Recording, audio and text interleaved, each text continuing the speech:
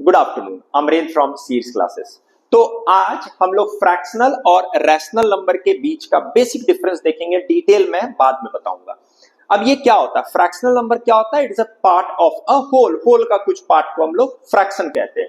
तो इसको कैसे हम लोग डिफाइन करते हैं? It is a part of a whole and fractional number can be written in the form of p by q. Fractional number can be written in the form of p by q where p and q both belongs to whole number and q is not equal to 0. तो ये इसका basic definition हो गया कि fractional number जो होता है वो p by q के फॉर्म में होता है। ये p और q क्या है?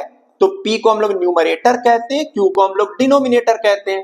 तो ये एक ऐसा नंबर है जिसमें न्यूमरेटर होगा, जिसमें डिनोमिनेटर होगा और ये दोनों होल नंबर होगा और जो डिनोमिनेटर है वो जीरो नहीं होना चाहिए। तो देखो ये क्वालिफाई करता है कि ये फ्रैक्शनल नंबर है। अब मैं बार बार बोलता हूं कि जो डेफिनेशन होता है, जो हम लोग बेसिक चीज पढ़ते हैं, जो कॉन्सेप्ट है, इसको ध्यान में लेकर के अगर हम लोग सॉल्व करेंगे या कोई नंबर, जैसे मान लो मैंने अभी एक नंबर दिया हुआ है 0, क्या ये रैशनल नंबर है? सॉरी, क्या ये फ्रैक्शनल नंबर है?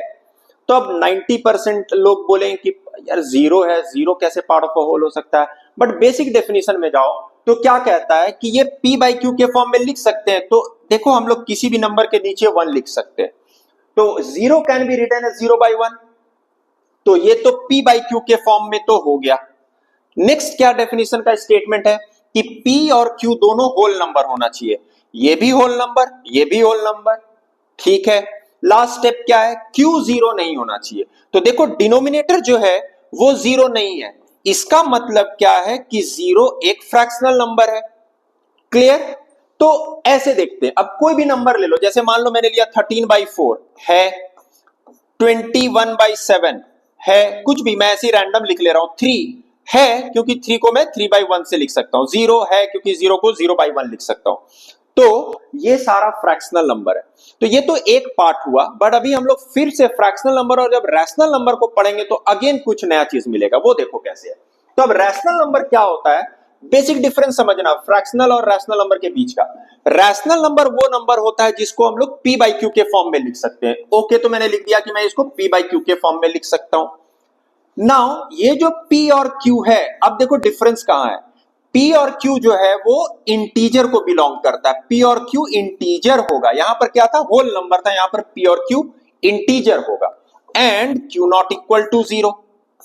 क्लियर? अब ये इसका बेसिक डेफिनेशन है। तो अगेन हम लोग जब कोई भी नंबर देखते हैं तो सबसे पहले डेफिनेशन में जाते हैं। मान लो मैं लिखता हूं 2/7। क्या ये रैशनल नंबर है? तो p और q दोनों इंटीजर है, q 0 नहीं है, तो ये रैशनल नंबर है। -3/4, ठीक है। अब देखो यहीं पर डिफरेंस स्टार्ट होता है। -3/4 क्या रैशनल नंबर है क्योंकि देखो -3 जो है वो इंटीजर है, 4 इंटीजर है, p बाई क्यू के फॉर्म में है, q 0 नहीं है, तो ये भी मेरा रैशनल नंबर है। अब यहीं पर ध्यान दो, अगर मैं फ्रैक्शनल नंबर में बोलता और मैं लिखता क्या -3/4 फ्रैक्शनल नंबर है, तो p बाई क्यू के फॉर्म में भी है, q 0 नहीं है, बट न्यूमरेटर देखो ये होल नंबर नहीं है, ये इंटीजर है, तो ये मेरा फ्रैक्शनल नंबर नहीं था। तो जो बेसिक डिफरेंस है वो मेरा न्यूमरेटर में है कि रैशनल नंबर में p बाई क्यू जो होता है वो इंटीजर होता है p और q, और फ्रैक्शनल नंबर में जो p और q होता है वो होल नंबर होता है। ठीक है, ये एक पार्ट हुआ।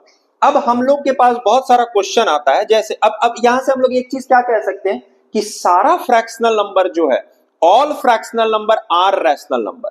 ठीक है, जितना भी फ्रैक्शनल नंबर होगा वो सारा रैशनल नंबर होगा, but all rational number are not fractional number. ठीक है, तो ये चीज हमें याद रखना है। क्लियर है? ये बेसिक डिफरेंस है। मैं इस पर तो मैंने बहुत सारा वीडियो बनाया भी हुआ है, मैं और भी लेकर के आऊंगा, बट मैं फ्रैक्शनल नंबर को भी एक सीरीज लेकर के चलते हैं और हम लोग फ्रैक्शनल नंबर पहले खत्म करेंगे।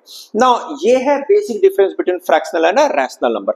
अब जब भी तुम्हें कोई नंबर मिले कि मान लो मैंने किया -3, क्या ये फ्रैक्शनल नंबर है या रैशनल नंबर है? सबसे पहले तो क्या इसको p बाई क्यू के फॉर्म में लिख सकते हैं? तो मैं लिख सकता हूं।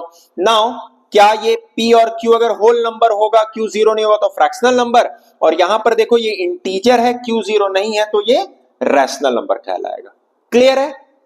चलो, थैंक यू।